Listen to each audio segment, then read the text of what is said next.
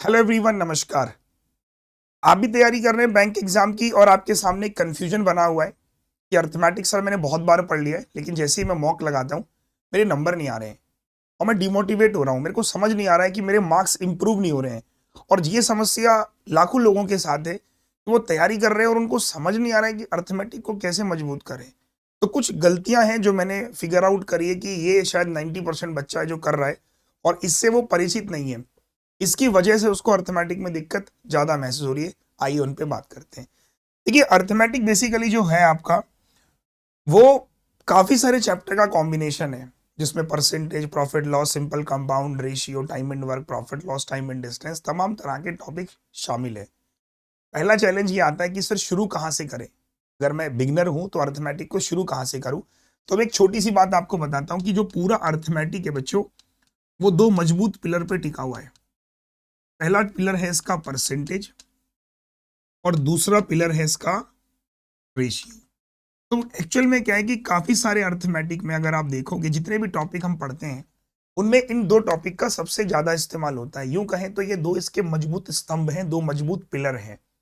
तो पहली जो आपने सवाल पूछा कि शुरू कहां से करें, तो अब आपको जवाब मिल जाना चाहिए कि या तो मैं परसेंटेज से शुरू करूं या फिर मैं रेशियो से शुरू करूं। और इनमें भी अगर डिसाइड करना है तो आई विल प्रेफर कि आप दोनों में से परसेंटेज से स्टार्ट करें। इसका एक रीजन क्या है कि परसेंटेज की काफी सारी एप्लीकेशन है जो सिंप्लीफिकेशन से लेकर आपको सिंपल, कंपाउंड, प्रॉफिट लॉस तमाम जरा देखने को मिलेंगी। तो परसेंटेज से आप शुरू करें। जो पहला क्वेश्चन था ना कि शुरू कहां से करें, अब देखिए, जब बच्चा पढ़ने आता है तो वो किस हिसाब से पढ़ता है। वो पढ़ने आता है एग्जाम के हिसाब से कि यार ये मेरा एग्जाम है, मुझे इसके अकॉर्डिंग पढ़ना है। सुनिए, पहले मैं आपको बोलूंगा कि जब भी आप किसी टॉपिक को पकड़े, किसी टॉपिक को पढ़ें, तो पहले उसका सार समझने की कोशिश करें कि कैसे परसेंटेज क्वेश्चनों को ब्रेक कर रहा है, कैसे क्वेश्चन फ्रेम किए जा रहे हैं। एक बार जब बच्चा परसेंटेज पढ़ लेता है उसके अंदर बड़ी लालसा होती है कि वो दूसरे टॉपिक पे मूव करना चाहता है। यही एक सबसे बड़ी मिस्टेक है। जब आप किसी एक बार एक टॉपिक को पढ़ लेते हैं, मेरा आपसे ये कहना है कि ऐसे समझिए, जब आप साइकिल चलाना सीखते हैं तो आपका ध्यान बड़ा कंसंट्रेट होता है इस बात पे कहीं मैं गिर ना जाऊं। तो उस समय जो चित्त है हमारा, जो मन है, जो हमारा ध्यान है, वो इसी बात पर होता है कि हम साइकिल में सिर्फ ये देखें कि हम गिर ना जाएं। मतलब ध्यान भटकता नहीं है। लेकिन जैसे हम साइकिल चलाना सीख जाते हैं तो फिर शायद आप साइकिल चला रहे हो और मन में बहुत सारे विचारों का आना जाना शुरू हो जाता है। सेम वही चीज मैं आपसे कह रहा हूं। परसेंटेज जब आप पहली बार पढ़ते हो तो बड़े अटेंटिव रहते हो, but when you read the next time फिर आप उतने अटेंटिव नहीं रहते हो। दूसरी बात मैं बोलूंगा कि पहली बार आपको इसको स्टडी करना है। पहली आप ये सोचिए कि पहली बार में मैं कुछ नहीं समझ रहा हूं। हो सकता है कि आप पहली बार में बहुत कुछ समझ लें। पहली बार आप उसे स्टडी के पर्पज से लीजिए, दूसरी बार आप उसे रिवीजन के पर्पज से लीजिए और तीसरी बार आप परसेंटेज को कीजिए प्रैक्टिस के पर्पज से। मेरा बात ध्यान समझ आ रहा है? पहली बार स्टडी के पर्पज से, दूसरी बार रिवीजन के, तीसरी बार प्रैक्टिस के। जब आप परसेंटेज को 3 बार कर लेंगे आपके अंदर इतना कॉन्फिडेंस आ जाएगा, अब आप दूसरे पे मूव करें। तो इसी तरीके से मैंने कुछ टॉपिक की लिस्ट तैयार करी है कि जो हर एक बच्चा कंपलसरी है कि वो करे। एक सवाल और भी आता है, कौन कौन से इंपॉर्टेंट अर्थमेटिक के चैप्टर्स हैं, ये देखिए आपको दिखाता हूं, ये देखिए। तो जैसे मैंने आपसे बोला, अगर आज आप मेरा वीडियो देख रहे हैं, आप परसेंटेज को उठाइए, पहली बार स्टडी के पर्पज से कंप्लीट कीजिए, पूरा लेक्चर सुनिए, हेडफोन लगाइए, आपको रिकॉर्डिंग्स देखिए उसकी, पूरा समझिए। परसेंटेज पहली बार में देखने के बाद दूसरी बार में उसकी पीडीएफ डाउनलोड कीजिए। पहली बार में वीडियोस देखना है, दूसरी बार में क्या देखना है? पीडीएफ। पीडीएफ से क्वेश्चनों को सॉल्व कीजिए और तीसरी बार में क्या कीजिए, कोई बुक है, कोई वर्कशीट है या नहीं भी है तो आप क्या कर सकते हैं, परसेंटेज के वीडियो उठाए आपने, क्वेश्चन को पॉज किया, सॉल्यूशन पहले खुद बना लिया, फिर आप टीचर का सॉल्यूशन चेक कीजिए। अच्छा, now you are matching the solution. अब आप देखेंगे कि आपका चीजें अच्छी बनने लगी हैं। तो पहली बार मैंने क्या कहा, आपने स्टडी किया। एग्जाम्पल, आप मेरे बैंकर फाउंडेशन बैच में पढ़ रहे हो, आपने पहली बार वीडियोस देख के समझा। दूसरी बार आपने मेरी सारी पीडीएफ डाउनलोड करी, डीपीपी डाउनलोड करी, क्वेश्चन लगाए। तीसरी बार फिर उसी वीडियो को आपने देखा, आपकी बार सॉल्यूशंस नहीं, आपकी बार क्वेश्चन आया, पॉज कर दो, खुद बनाओ, या फिर यहाँ पे आप यूट्यूब की मदद ले सकते हो। तो 3 बार कम से कम आपको मिनिमम उस टॉपिक को देना है, तब मैं आपसे कह सकता हूँ कि वो टॉपिक में आप अच्छा करेंगे। उसी तरीके से इसके बाद आप इस पे मूव कीजिए, फिर इस पे मूव कीजिए, फिर इस पे। अगर आप देखेंगे रेशियो की सारी एप्लीकेशन है, परसेंटेज, ये दोनों समझ में आपको आराम से आ जाएंगे, और टाइम एंड वर्क। तो पहला टारगेट क्या करते हैं कि हम ये 9 टॉपिक को करेंगे कंप्लीट पहले फेज में। दिमाग ज्यादा मत लगाइए। आप बेसिक गलती क्या कर रहे हो, इस पे मूव कर रहे हो, फिर इस पे, फिर इस पे, फिर इस पे, स्विचिंग मत कीजिए। आप 9 टॉपिक को डिसाइड कीजिए कि मुझे 1 महीने में इनको पढ़ना है किसी भी तरीके से। अब 1 महीने में कैसे पढ़ना है, आज मैंने परसेंटेज उठाया तो जब तक मेरा परसेंटेज खत्म ना हो जाए मैं जाऊंगा नहीं। आज एक थॉट रखिए दिमाग में पढ़ाई का सही तरीका। अगर आप 4 बजे पढ़ने बैठते हैं, 4 से 8 बजे तक बैठिए, पूरा परसेंटेज पढ़ डालिए, सुकून मिलेगा एक। तो कल बैठिए, पूरी पीडीएफ उठाइए और अगले दिन बैठिए, ये 3 दिन में परसेंटेज नमस्ते। चौथे दिन उठिए, प्रॉफिट लॉस पकड़िए, आज पूरा प्रॉफिट लॉस खत्म करना। इस तरीके से जब आप पढ़ाई करते हैं ना, तो आप देखते हैं कि मैंने अपने गोल कंप्लीट किए, मैंने अपने टास्क को कंप्लीट किया है। प्रॉब्लम आपके साथ क्या हो रही है कि ना तो आप किसी टॉपिक को रिवाइज कर रहे हो। अगर आप रिवाइज कर रहे हो तो रिवीजन में 10-12 क्वेश्चन करने के बाद आप थक जाते हो, आपका मन आपके कंट्रोल में नहीं है, फिर आप मॉक लगाते हो, मॉक में नंबर कैसे आएंगे। तो पहले इनको 3-3 बार कर लो। अब बारी आती है मॉक में मेरे मार्क्स इंक्रीज नहीं हो रहे हैं। देखिए क्या होता है, जब हम इंडिविजुअल टॉपिक पढ़ते हैं तो दिमाग केवल परसेंटेज पे भाग रहा है। जब ये 9 टॉपिक आपने कर लिए, अब बात आती है मॉक की। देखिए मॉक क्या होता है, मॉक को भी समझना है। ये मॉक जो है वो पीओ का मॉक है या ये मॉक क्लर्क का मॉक है। अगर मॉक हमारा पीओ का है तो जाहिर सी बात है क्वेश्चन का लेवल अच्छा होगा, तो वहां पर स्ट्रेटेजी उस हिसाब से तैयार करनी है। अगर क्लरिकल का मॉक है तो क्वेश्चन का लेवल थोड़ा हल्का होगा। अगर मैं पीओ के मॉक की बात कर रहा हूं तो मुझे समझना होगा कि 35 में से 20 से 25 अटेम्प्ट ही मेरे जाएंगे।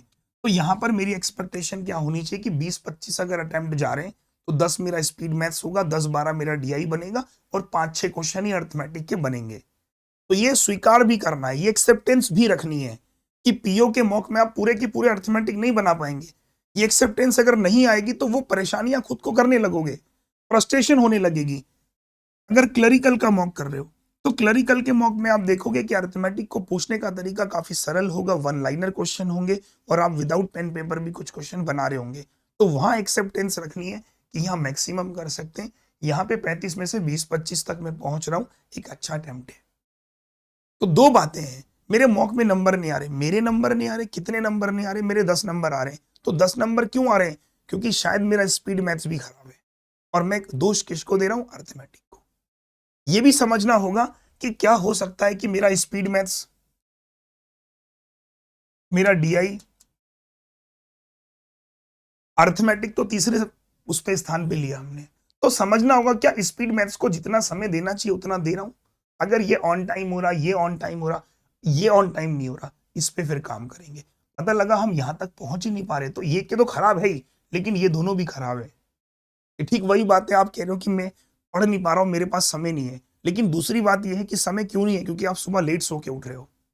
समय कहां से, इस चीज को बड़ा ध्यान से समझना होगा, या कोई और काम कर रहे हो। तो ठीक वही बात है, पीओ में एक्सेप्टेंस रखनी पड़ेगी कि अरिथमेटिक के 6-7 क्वेश्चन होंगे, ये 10-9 टॉपिक मैंने आपके सामने लिखे, इनको पढ़ना है। एक टॉपिक को पढ़िए, समझिए। इसके अलावा रात के 9 बजे मेरी यूट्यूब क्लास होती है अरिथमेटिक को लेकर डेडिकेटेड। आज मैं रात को पढ़ाऊंगा एक्स और वाई वाले सवाल। आप आइए मेरे सेशन में, वीडियो को पॉज करना, पहले आप खुद ट्राई करना, फिर आप मुझे देखना कि कहाँ पे आपकी मिस्टेक हो रही है। हर एक दिन अपनी कमियों को लिखिए। सर ने परसेंटेज तो मैंने पढ़ लिया, लेकिन सर ने इसमें वेरिएबल लगाया, लेकिन मैंने ये अंडरस्टैंड किया, अच्छा मुझे अब ये करना था। ओके, यानी मैं इस चीज को गलत साबित कर, इस चीज को मैं गलत पढ़ रहा था, इस चीज को मैं गलत समझ रहा था। ठीक है सर, तो रात 9 बजे मिलते हैं यूट्यूब सेशन से, जिसमें आपको काफी मदद मिलेगी ये पहचानने में कि क्वेश्चन जब मिक्स करके आते हैं तो उसमें हम अपने आप को कैसे बेहतर बनाएं, माइंड स्विचिंग कैसे करें। तो रात 9 बजे मेरी क्लास होगी बैंकिंग वाला चैनल पर, टाइम नोट कर लीजिए, रात 9 बजे। आज हमारा 7th क्लास है, ठीक है। और ये जो मैंने टॉपिक बनाया इसका स्क्रीनशॉट आप ले लीजिए। इन टॉपिक्स को पहले फेज में पढ़ने की कोशिश की। मैं फिर बोलूंगा, चीजें खराब हैं, लेकिन हमें चीजों को क्या कहते हैं, सही करने में थोड़ा वक्त लगेगा। जैसे एक एग्जाम्पल मैं देता हूं क्लास में हर बार, कि जैसे अंधेरा है, अंधेरे को मिटाया नहीं जा सकता। अंधेरा है, उसको आप मिटा नहीं सकते। कमरा है, कमरे में बहुत अंधेरा है, तो अंधेरे को आप गायब नहीं कर सकते ना, कि अंधेरे को बोरी में भरा बाहर फेंक दिया, नहीं। आप क्या करेंगे, रोशनी जलाएंगे, अंधेरे को रिप्लेस करेंगे। तो सेम वही चीज है, अरिथमेटिक की प्रॉब्लम है, इसको हमें समझना होगा कि हमें कुछ टॉपिक्स, कुछ टेक्निक से हमें समस्याओं को रिप्लेस करना है कि ठीक है, मेरा ये टॉपिक खराब है, मैं इसको ऐसे रिप्लेस करूँ, इसको ऐसे समझूंगा। उम्मीद करता हूं कि ये वीडियो काफी बेनिफिशियल होगा 2 लोगों के लिए जो अरिथमेटिक को जीरो से स्टार्ट करना चाहते हैं। वो समझ गए कि 2 पिलर हमारे मजबूत कौन कौन से हैं। परसेंटेज रेशियो, परसेंटेज से शुरू कीजिए। पढ़ना कैसे, आप वीडियो पे प्रेफर कीजिए। आप एक पहले फेज में पूरा परसेंटेज पढ़िए बिना सोचे समझे, अभी रिजल्ट के बारे में मत सोचिए। दूसरे फेज में उसकी पीडीएफ, बुक, वट आप लगाना चाहते हैं वो। तीसरे फेज में आप क्वेश्चन को पॉज कर करके कीजिए। और दूसरी बात, और एक पॉइंट, अगर आप लिख के पढ़ना चाहते हैं वो ज्यादा अच्छा होता है, क्योंकि मैं हमेशा बोलता हूं कि आप बिना सोचे बोल सकते हो, बिना सोचे आप कुछ भी बोल सकते हो, ध्यान आपका कहीं और, आप कुछ भी बोल दो।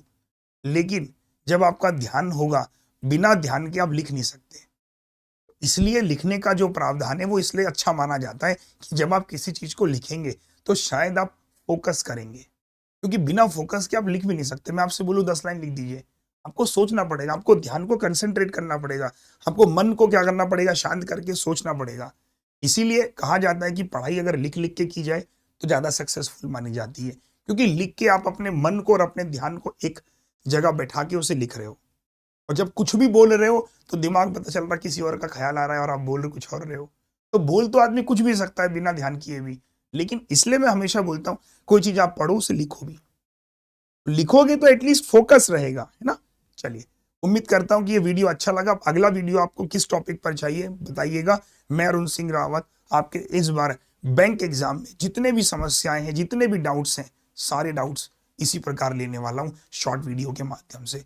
ये मेरे ख्याल से 10 से 11 मिनट का वीडियो बनाए, आप इसको 2x पे भी देख सकते हैं। लोगों को शेयर कीजिए और उनको बताइए पढ़ने को, पढ़ाई करने का एक तरीका है, एक सिस्टम है। अगर आप उस सिस्टम को फॉलो करोगे आप जरूर पास हो जाओगे। ऑल द बेस्ट, जय Hind, thank you so much.